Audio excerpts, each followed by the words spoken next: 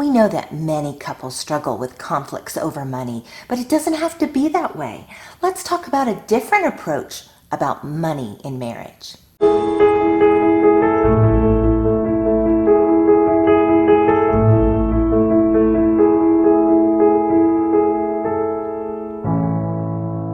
know it might seem a little strange, but did you ever consider that money and finances are an opportunity for intimacy and connection? Believe it or not, there is such a thing as financial intimacy. Just the same as physical intimacy and emotional intimacy, spiritual intimacy, all these intimacies are about being fully known and fully accepted.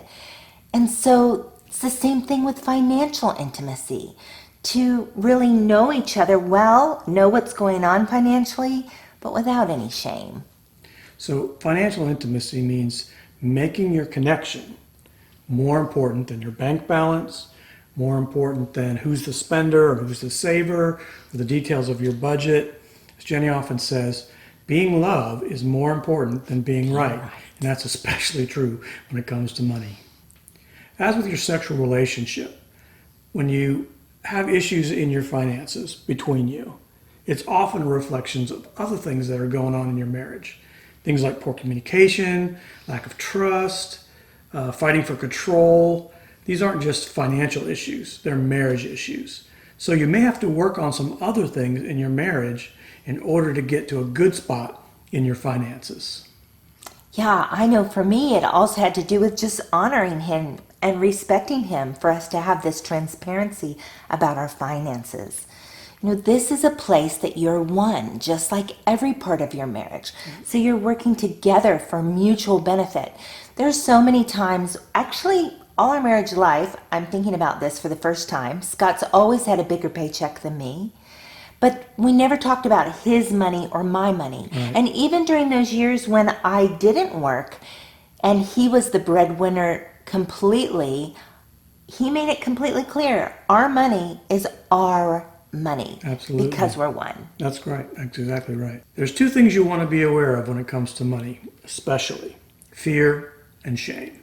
Oh, yeah. Because fear and shame in every area of your relationship cap intimacy, including money. Yeah. Now, fear, which is usually come from a fear of lack or fear of not having enough, Or not getting what you want. or not getting what you want, drives us to try to control each other. Fear causes us to respond with control rather than love and grace. It's true. Shame causes us to hide things from each other. So rather than being transparent, we tend to keep things secret from each other. It's true. So you can't be fully known if you've got shame.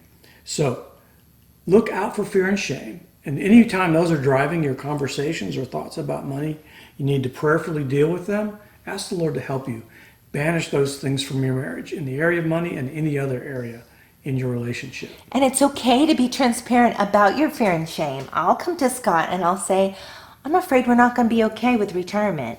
How can Very it be? real conversations These are we've very had real recently. conversations. Yeah, absolutely. Yes, absolutely. Or even shame over, well, I would like us to spend our money in this direction, or we've spent a lot of money on my health and I feel bad about that. But that's not it. It still goes back to us being one. Within the first couple months of our marriage, I backed into a car in my work parking lot. It looked like just a little ding, but it was a whole paint job. And so suddenly we went from having enough money in our budget to not having enough money to doing any extras. And we were so newly married, I was used to, if I made a mistake, I paid for it.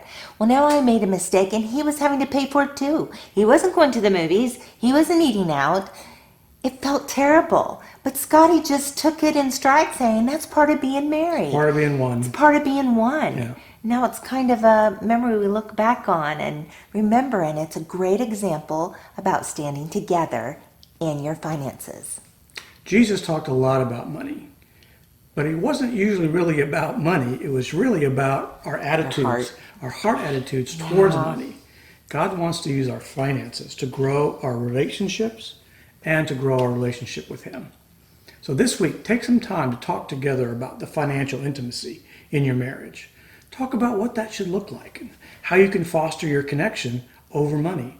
Next week, we'll be back with some specific tips on how to manage your money as one. So be sure to subscribe and click the notification bell so you don't miss out.